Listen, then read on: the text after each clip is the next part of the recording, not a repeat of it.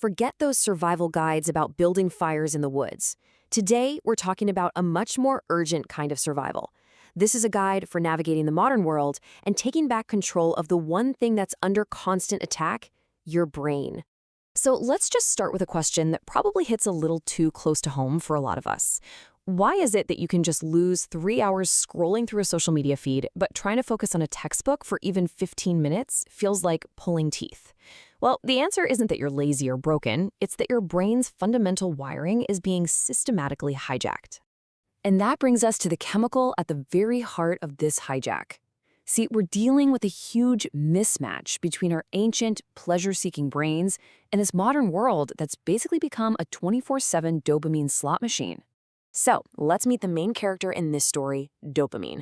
You've heard of it, right? It's that feel-good chemical, a messenger in your brain that gets released whenever you experience something pleasurable, and your brain is hardwired to chase it. It's like a heat-seeking missile that's always on the hunt for the next hit. It's the engine that drives all of our motivation.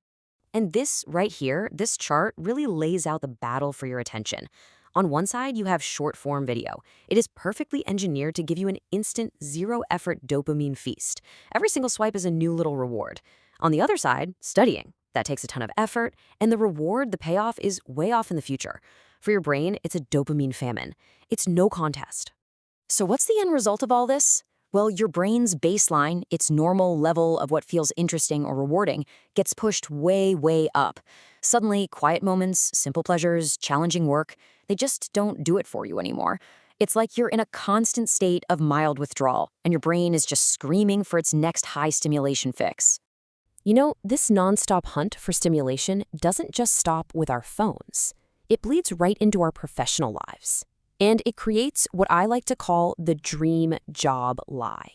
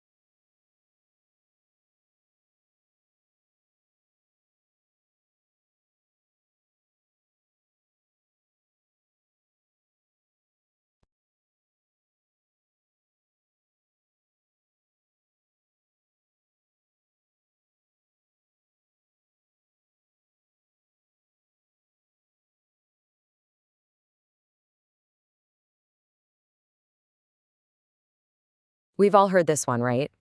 It's everywhere. Sounds amazing. But honestly, this idea has become a central myth that leads to some really, really toxic work environments. So let's pull back the curtain on this one. This is the dark side, the reality in so many of these aspirational fields. Think video games, fashion, even pro sports. The companies know there's a line of people out the door who would kill for your job just because they're passionate. So what happens? They can get away with insane overtime, lower pay, and yeah, even abusive managers, because they know your passion is their biggest bargaining chip. And you don't even have to take my word for it. The numbers tell the story. Look at this. The exciting brand Tesla had a median salary that was way lower than the quote-unquote boring car companies. And why is that? Well, Ford and GM can't just rely on a cool factor to attract talent. They have to compete with actual money and good benefits. But maybe the biggest perk of a boring job isn't even the paycheck. It's the management. You've heard the saying, right? People don't quit jobs, they quit bosses. And in these more stable, less flashy industries, managers have often been around for decades. That experience can lead to a workplace that is just way more stable and less chaotic. Okay, so at this point, you might be feeling a little down. I get it. Your brain's reward system is all out of whack. The career advice you've been given might be a total trap. So what now? Well, this is the pivot. We've talked about the problems. Now let's talk about the solutions. Here's the good news. You have an incredible amount of power to change your experience of the world. And it doesn't mean you have to quit your job or throw your phone in a lake. It all starts with reframing reality by adopting some new mental models to help you interpret things differently. Okay, let's start with an idea from researcher Mel Robbins that is an absolute game changer. Get this. The physical feeling of fear and the physical feeling of excitement are exactly the same. Your heart races, you start to sweat, your stomach gets all tight. The only difference is the story, the label your brain slaps onto that feeling.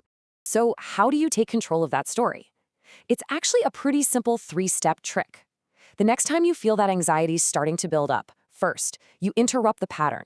You just count down, out loud or in your head, 5, 4, 3, 2, 1. This shifts you into the logical part of your brain. Then, step 2, you reframe it. You literally say the words, I am excited. And finally, you link that feeling to a positive outcome you've already thought about, like picturing yourself nailing that presentation. Here is another incredibly powerful reframe, and this one is all about rejection. We're taught to see rejection as failure, right? As a judgment on who we are. But what if it's not? What if you looked at every rejection as just data, as proof that you were brave enough to even show up and try in the first place? I absolutely love this next one. It's called the gumball machine analogy. Imagine you're looking for a rare blue gumball. You wouldn't get mad at every red gumball that came out of the machine, would you? Of course not. You just set it aside and try again. Your job isn't to convince the red gumballs to turn blue. It's just to sort through them until you find the blue ones. It takes all the pressure off. Now, those mental reframes are amazing for the long term, but sometimes you're in the middle of a panic and you need relief right now. For those moments, you need an instant calm toolkit, a few simple physical techniques that use your body to send a signal to your brain that says, hey, we're okay. First up is the 5, 4, 3, 2, 1 grounding method. It's super easy, you can do it anywhere, and no one even has to know you're doing it. You just pause, and you intentionally name 5 things you can see, 4 things you can physically feel, 3 things you can hear, 2 things you can smell, and then finally, you just name 1 emotion that you're feeling. So why on earth does this work so well? Well, think about it. Anxiety almost never lives in the present moment. It's all about worrying about the future or regretting the past. This exercise literally forces your brain out of its time-traveling panic and anchors it safely in the here and now. It uses your body to tell your brain, right here, in this second, you are safe. Okay, tool number 2 is what neuroscientists say is the fastest hardwired way for a human to calm down. It's called the physiological sigh. It's so simple, you just take 2 quick inhales in through your nose, a big one and then a little one to top it off, and then 1 long, slow exhale through your mouth. That 1-2 punch of inhaling fully opens the air sacs in your lungs, and the long exhale offloads carbon dioxide super fast, which sends an immediate calm down signal to your nervous system. All right, so those instant tools are like your mental first aid kit. They're essential. But for real, lasting change, we need a long-term strategy. This last section is all about a daily practice that can fundamentally rewire your brain for a quieter, more resilient state of mind over time. Here's the core concept for long-term change. At its root, almost all worry comes from a belief in scarcity, the feeling that you don't have enough time, enough money, enough love, enough whatever.